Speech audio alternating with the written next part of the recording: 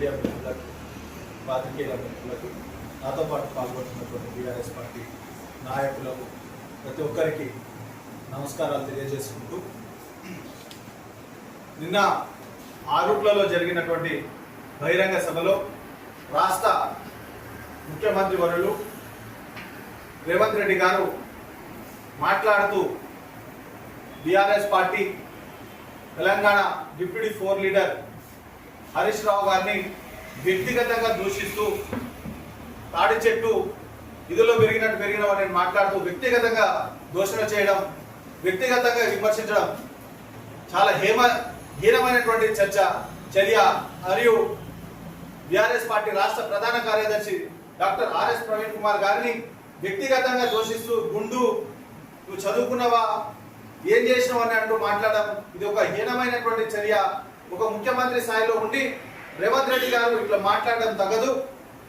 మీరు ముఖ్యమంత్రినా లేకపోతే బ్రోకరా తెలుసుకోవాల్సినటువంటి అవసరం ఉన్నది. మాకు కేసీఆర్ గారు దిశానిర్దేశనం చేశారు, ఒకరిని వ్యక్తిగతంగా ద్వేషించొద్దు అని.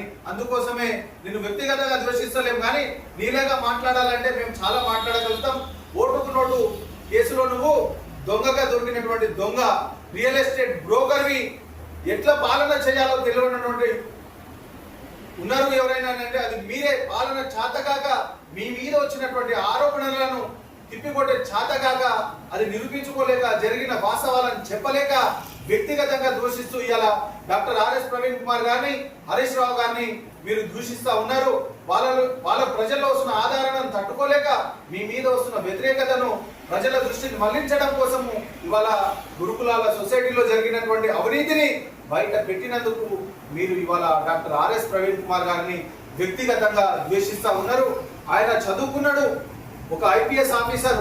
ఇలాంటి ఎంతో మంది దొంగలను ఇలా జైల్లో పంపించినటువంటి వ్యక్తిని మీరు వ్యక్తిగతంగా ద్వేషించడం అని అంటే అది నిన్ను నువ్వు ద్వేషించుకున్నట్టే అని ఈ సందర్భంగా తెలియజేస్తా ఉన్నాను. నువ్వు పోయింది పిల్లల స్కూల్ ఓపెనింగ్ చేయడానికి, పిల్లలకు ఎటువంటి ఏ రకమైనటువంటి దిశానిర్దేశనం చేయాలి, మీరు పిల్లలు భావి భారత పౌరులు చదువుకొని ఎట్లా పై స్థాయికి ఐపీఎస్లు ఐఏఎస్లు భారతదేశానికి ఎట్లా ఉపయోగపడాలని చెప్పాలి. కానీ నువ్వు మాట్లాడిన మాటలు ఏ రోడ్డు మీద తిరిగేటువంటి వాడు కూడా మాట్లాడేటువంటి వాడు వీధి రౌడి మాట్లాడిన భాష కంటే దారుణంగా మాట్లాడుతూ ఉన్నావు.